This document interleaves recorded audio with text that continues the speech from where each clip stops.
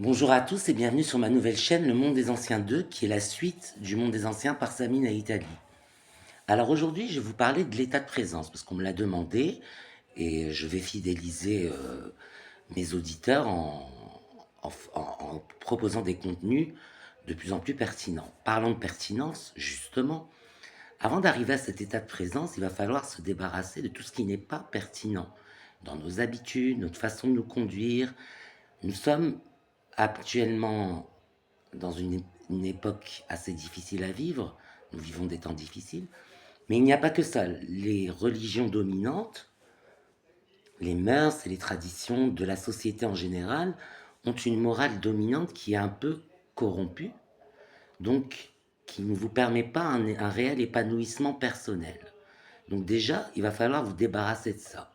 Je vais prendre un exemple simple. Moi, quand j'étais jeune, par exemple, j'étais très intéressé par les philosophies sataniques, bien que je ne croyais pas en Satan. Satan n'était pas pour moi une entité spirituelle en laquelle je croyais. J'avais ces philosophies-là dans la tête qui me permettaient de retrouver un état originel, l'état qu'avaient les gens avant l'arrivée des religions organisées, et de choisir par la suite un maître, comme le recommandaient les philosophies sataniques, choisir un maître en étant débarrassé de toute la corruption humaine dans laquelle j'avais baigné tout petit et avec laquelle j'avais grandi sans réussir à trouver réellement d'épanouissement personnel. Et j'en arrivais là, à 18 ans, me dire, je ne suis pas épanoui, je vais me libérer, chasser, chasser le bébé avec l'eau du bain, comme dit l'expression satanique, et je trouverai plus d'épanouissement. Effectivement, j'ai découvert beaucoup plus de choses pour mon épanouissement personnel. Alors ensuite, un deuxième point important, c'est de réaliser ses rêves, d'accomplir ses désirs. Si on veut arriver à cet état de présence, l'état de présence, je vais l'expliquer par la suite ce que c'est réellement. Mais pour arriver à ça, il faut déjà réaliser certains rêves, certains désirs. Alors, il y a des outils, ça peut être la religion, ça peut être la magie, ça peut être la psychiatrie ou une psychothérapie ou autre, je ne sais pas, peut-être d'autres solutions que je ne connais pas. Mais en tout cas, il faut réaliser ses désirs, ses rêves, pour par la suite être dans un état d'absence de désir. Avant de réaliser ses désirs, il faut se poser la question de savoir ce qu'on désire réellement. Si votre désir, c'est d'être heureux, par exemple, ça peut être simple, hein, des fois, c'est pas spécialement compliqué. Il faut savoir quelles sont vos réelles intentions et les mettre en place par des moyens qui sont proposés comme les spiritualités ou les religions ou la psychothérapie ou tout simplement, si vous aimez l'argent, c'est ce qui vous motive, plus de travail sur soi, plus de travail sur les autres, ouvrir une entreprise et commencer à gagner des millions et enfin, voilà. Le principal est là, c'est de réaliser ses désirs, peu importe ce qu'ils sont. Alors, pour arriver à enfin un état d'absence de désir. Maintenant, l'état de présence, c'est plus que l'absence de désir. C'est l'absence de désir et de rejet. C'est compliqué. Ne pas désirer parce que c'est une souffrance. Ne pas rejeter parce que c'est également une souffrance. Mais avant d'être une souffrance, qu'est-ce que c'est réellement? Pourquoi on parle d'état de présence et de corps de gloire?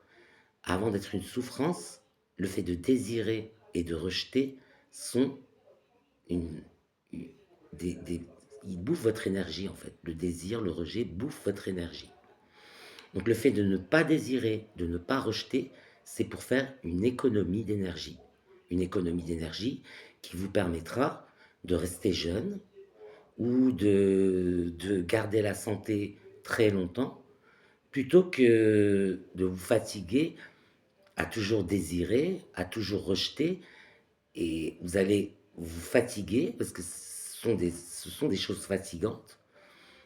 On parle aussi d'état de présence parce que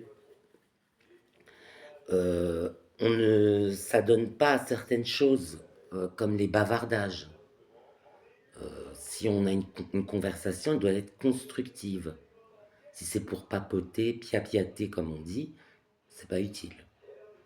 On a des conversations constructives. Voilà, sur l'état de présence, ce que je peux vous dire, en ma connaissance, c'est ça qu'il représente. Et, l'outil que je vous donne, je vous dis, il y a la magie, la religion. Je peux donner des exemples. La religion, par exemple, pour ceux qui observent la chasteté en dehors du mariage, comme dans ma religion à moi, parce que j'ai choisi une religion par la suite, ça peut vous amener à avoir un compagnon de vie, un réel jumeau céleste. Et c'est très important dans l'état de présence et la glorification du corps de gloire. C'est très important d'avoir un jumeau céleste, d'avoir son âme jumelle avec soi, avec laquelle on traverse tous les obstacles, parce qu'on pense, en fait, dans cette vision des choses, que deux cerveaux valent mieux qu'un. Donc, même si j'ai sacrifié ma sexualité pour la religion, j'ai été jusqu'au mariage pour m'ouvrir à la sexualité.